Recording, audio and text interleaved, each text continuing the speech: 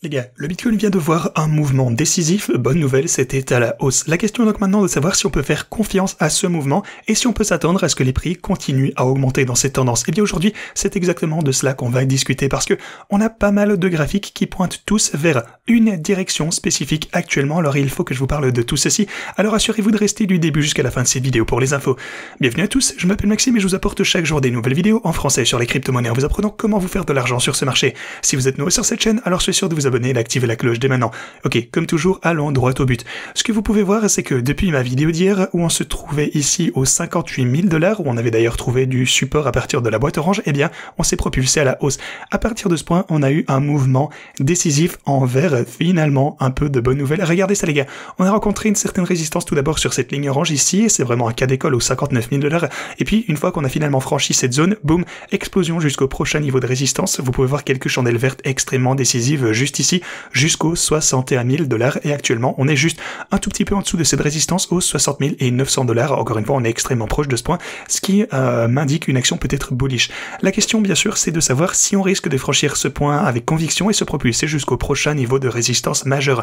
Vous le connaissez, comme je vous disais, c'est vraiment la grosse zone à surveiller, c'est les 63 400 $. Je vous parlerai d'ailleurs un peu plus en détail de la raison pour laquelle c'est si important dans un petit moment. Mais tout d'abord, restons sur l'intervalle de 4 heures et on va dézoomer quelque peu. Ok, avec ce mouvement, déjà, que peut-on voir? C'est qu'on a atteint un sommet presque égal, une fois encore, ça c'est vraiment l'histoire de notre vie à un moment, j'ai l'impression. Donc, ce qu'on a tendance à faire pour le coup, c'est d'avoir une poussée au-dessus de cette ligne orange aux 61 000 $. Vous pouvez voir que c'est toujours ce même niveau depuis des semaines et des semaines. Vous pouvez voir qu'on a fait une poussée juste ici, pour le coup on s'est fait rejeter. D'ailleurs j'aurais même envie de dire qu'on est venu titiller la boîte orange, mais pour le coup il y a aussi une autre raison pour laquelle on s'est fait rejeter à partir de ce point qu'il faut que je vous montre dans un moment. Mais voilà, à partir de ce point, on a eu un rejet et on est retombé. Vous pouvez voir qu'on a fait une autre poussée juste ici. Pour le coup celle-ci n'était pas aussi forte que la précédente, donc voilà. On s'est fait rejeter et on a eu un sommet plus bas. On a eu un autre rebond et on a fait quelques tentatives de ce côté, toujours en se faisant rejeter par le même niveau. Et même celle-ci, pour le coup, si vous voulez la comparer à celle-ci et à celle-ci, en fait, à chaque fois, c'est toujours un petit peu plus faible. On se propulse toujours un peu moins haut. Au moins, on a clôturé, j'ai envie de dire, quelques chandelles de 4 heures au-dessus de ce point. Mais avec celle-ci, pour le coup, ce n'est même pas encore le cas. Alors, attendez, je vous dis pas que ce sera pas le cas pour le coup, le marché est très volatile en ce moment, c'est possible, on a pas mal de fluctuations à la hausse et à la baisse, et on est extrêmement dépendant pour le coup des données qui sortent, donc on pourrait toujours se faire propulser. Le marché réagit très très fortement à n'importe quelle data qui sort.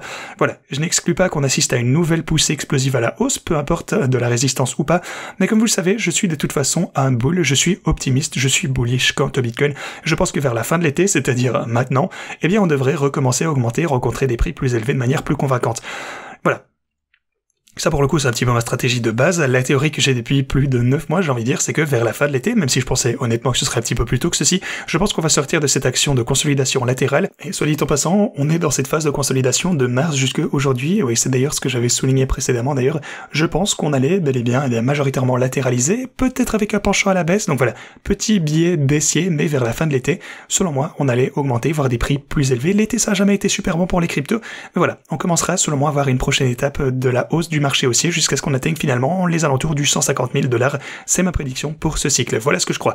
Mais voilà, ce que je vous dis aujourd'hui, c'est que pour l'instant, on verra bien, on a des niveaux de résistance extrêmement importants qu'il faudra surveiller de près. On n'est pas pour autant sorti de l'auberge, mais on va un petit peu rester sur le cadre temporel de 4 heures parce que je vous parlais de ce pattern hier. Et vous pouvez voir que, eh bien, au moins déjà, on l'a franchi ici. Ça, c'est une bonne nouvelle. Vous pouvez voir qu'on avait déjà essayé de le franchir à quelques reprises ici. Pour le coup, on a toujours rencontré une certaine résistance de la part de cette ligne de tendance. Puis finalement, boum, explosion à la hausse. Voilà. Si je devais vous donner un objectif de prix pour ce pattern en particulier qui se forme depuis eh bien déjà un sacré moment, ainsi que, ouais, comme vous le savez, la poussée à la hausse ici, pour moi ce serait probable qu'on atteigne les alentours des 63 500. Si jamais on dépassait cette zone, qu'on supprimait ces pics précédents, qu'on pouvait les dépasser, alors l'objectif de prix ce serait, selon moi, la boîte orange ici aux 63 400 $, ce serait la résolution de ce pattern. Cependant, si je passe à l'intervalle journalier cette fois, eh bien il y a quelque chose de super important qu'il faut que je mentionne. Ok. Si j'active les moyennes mobiles, eh bien vous pouvez voir que actuellement sur l'intervalle journalier, on est en train d'atteindre cette moyenne mobile de 50 jours. Elle nous a déjà rejeté, c'est la ligne orange ici en pente descendante. Voilà, ça pour le coup, ce sera la première chose qu'il faudra affronter au court terme immédiat. Parce que regardez ça, ça nous a repoussé à la baisse à de nombreuses reprises ici sur l'intervalle journalier. Vous pouvez le voir juste ici, ça nous a repoussé ici sur la mèche, ici ça nous a repoussé, ça nous a rejeté 2 fois ici.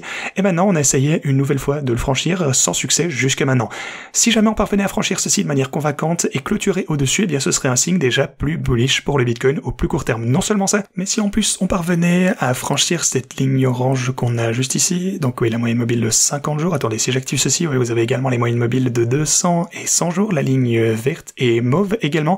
Donc voilà, non seulement ça, mais tout ceci converge actuellement vers cette fameuse boîte orange. Tout ça pour dire qu'on risque d'avoir une énorme résistance ici aux 63 500 $, les gars. Attendez-vous à ce que beaucoup de personnes shortent le Bitcoin juste ici, que les bears essayent vraiment de défendre cette zone et de nous faire rechuter si jamais on arrivait de ce côté. Voilà, je vous préviens, ça va être une grosse résistance, à moins bien sûr que quelque chose d'inhabituel se passe. En tout cas, c'est ce que les graphes me suggèrent, même si je suis optimiste, que je suis toujours de nature bullish pour le Bitcoin, parce que pour moi, le Bitcoin va atteindre de toute façon des prix beaucoup plus élevés, quoi qu'il arrive. Mais pour le moment, ça va être une grosse résistance au court terme, il faut que je vous prépare à tout ceci, bien entendu. Ok. À part tout ça, on a les marchés traditionnels. Regardez ça les gars.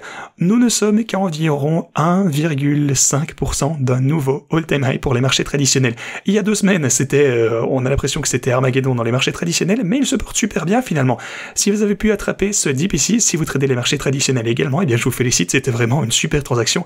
Grosse recovery en forme de V, c'est vraiment absolument énorme. On a 1, 2, 3, 4, 5, 6, 7, 8, 9 chandelles vertes d'affilée sur l'intervalle journalier pour les marchés futures, pour les marchés traditionnels. Voilà, c'est absolument énorme, je vous souhaite d'avoir pu trader ceci avec succès.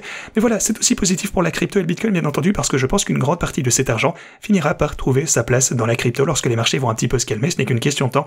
Voilà, on veut que les marchés traditionnels se portent bien, de toute façon, c'est toujours une aide de plus. Si vous regardez également l'indice du dollar, eh bien, on se rapproche d'un niveau de résistance clé ici pour le DXY. Voilà, vous pouvez voir qu'on s'est fait supporter à plusieurs reprises ici par le passé, on est passé brièvement en dessous de ce côté sur l'intervalle hebdomadaire, on a eu un gros rebond, et c'est pas tout d'ailleurs si vous regardez cette ligne de tendance qu'on a juste ici, on a une petite formation également, et voilà. Non seulement vous avez la ligne orange de ce côté, mais vous avez également une ligne de tendance pour l'indice du dollar qui risque de nous supporter. Ceci pourrait signifier qu'on va avoir un petit peu de répit. Alors, si l'indice du dollar remonte un petit peu, eh bien les marchés traditionnels et le Bitcoin vont en souffrir. Mais ceci étant dit, même si on pourrait avoir une petite pause au plus court terme, de toute façon, si on finit par avoir une chute, si on perd ce support sur l'indice du dollar, eh bien ça pourrait conduire à des poussées de malade pour le Bitcoin ainsi que les marchés traditionnels. Donc voilà, gardons un œil sur tout ce qui se passe avec le DXY également. Je vous tiendrai bien sûr au courant comme toujours. Et d'ailleurs, si on regarde maintenant la dominance du Bitcoin, vous pouvez voir que les altcoins en général bien se portent plutôt pas mal aujourd'hui. On a certains en hausse qui sont en hausse de 20, 30%, 5% peut-être dans l'ensemble en moyenne, j'ai envie de dire, donc tout ça c'est génial, mais si vous regardez la dominance du Bitcoin, eh bien, le Bitcoin sur l'intervalle hebdomadaire est toujours dans une tendance à la hausse. On dirait qu'il veut continuer à monter, il est en pleine forme. Vous avez une ligne orange ici aux alentours des 58% et ça va constituer une grosse résistance pour la dominance du Bitcoin. Mais voilà. Cette chose, ce truc, voilà, on dirait qu'il ne veut jamais s'arrêter, il monte toujours lentement mais sûrement. Ça signifie que le Bitcoin va continuer à gagner par rapport aux altcoins en général avant d'avoir un changement de tendance. Sinon, si on jette un petit coup d'œil à ce qui se passe sur les marchés, les investisseurs particuliers, eh bien, sont all-in. Les investisseurs particuliers ont acheté le dip lorsque les marchés traditionnels ont chuté, donc bonne nouvelle. En fait, ce qu'on peut voir, c'est des montants records d'entrée de capitaux de la part du retail et des investisseurs particuliers qui ont acheté des actifs d'une valeur de plus de 1,7 milliard $ rien que la semaine dernière. Voilà. L'appétit pour le risque pour le retail, pour les actions, est toujours fort. Comme je vous disais, je pense que ça va également revenir aux crypto-monnaies, tout ceci, mais voilà, je suis content de voir que les gens investissent. On n'est pas encore là, mais voilà, ça commence par les actions et ensuite ça finira par arriver vers des actifs encore plus risqués. Voilà, c'est juste qu'on a beaucoup de PTSD à partir du dernier marché baissier de la part de beaucoup de gens ici dans la crypto. Ce qui est bien, pour le coup, les gens vont prendre moins de risques, en tout cas plus maîtrisés, mais voilà, je pense que de toute façon ça va changer au fil du temps. Bref, on va continuer parce que les démocrates ont officiellement publié leur programme de parti hier, et il n'y a aucune mention de technologie blockchain, du Bitcoin, des actifs numériques ou de quoi que ce soit lié à la crypto. Donc, Kamala Harris n'est pas une bonne candidate pour la crypto, semble-t-il. On veut toujours que ce soit Donald Trump qui remporte l'élection contre elle, parce que lui a dit qu'il allait faire beaucoup de bonnes choses pour la crypto, donc on verra bien vers où ça va nous mener. Ok, maintenant, comparons un petit peu là où on se trouve actuellement par rapport au cycle précédent. Est-ce que ce cycle est aussi différent? Eh bien, pour le coup, ici, vous avez le cycle de 2020 vers 2024 en bleu, et après le halving, regardez les performances qu'on a eues. on n'est pas vraiment... pour le coup, c'est pas trop différent de ce qu'on a pu voir par rapport au cycle précédent. On a eu une longue période de consolidation, ici une quantité décente de consolidation, et puis finalement on a commencé à monter. Et ça, c'est également... eh bien, pour le coup, ça va un petit peu dans le sens de mes attentes, selon lesquelles on risque de commencer à avoir des prix plus élevés relativement bientôt pour le Bitcoin. Quand je vous dis maintenant, je vous parle des prochaines semaines, peut-être des prochains mois, ok, je vous dis pas dans 2 jours. Mais voilà, pour moi, on va avoir des prix plus élevés de la part du Bitcoin, et ce graphe suggère la même chose. Si vous regardez celui qu'on a de ce côté également, là pour le coup c'est le cycle de 2016-2020, et on a une consolidation encore plus longue pour le coup, et puis finalement on a eu un mouvement plus parabolique à la hausse. Donc voilà, pas d'impatience, on est toujours dans les termes normaux du marché. Tout ça pour dire que ce mouvement du Bitcoin est relativement conforme à ce qu'on a pu voir au cours des 2 derniers cycles, donc pour moi ça se présente toujours bien.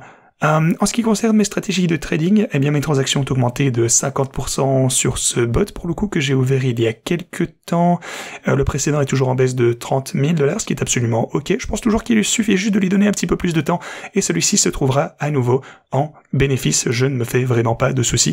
On a accumulé bien sûr une position importante, ce qui me convient tout à fait parfaitement. On verra bien lorsque ça va revenir de manière rentable. Je vous tiendrai au courant. De toute façon, je garde tout transparent comme toujours avec vous sur la chaîne. Aussi, vous connaissez la chanson, si vous voulez commencer à trader par vous-même, obtenir les meilleurs dépôts disponibles, vous avez les bonus en description.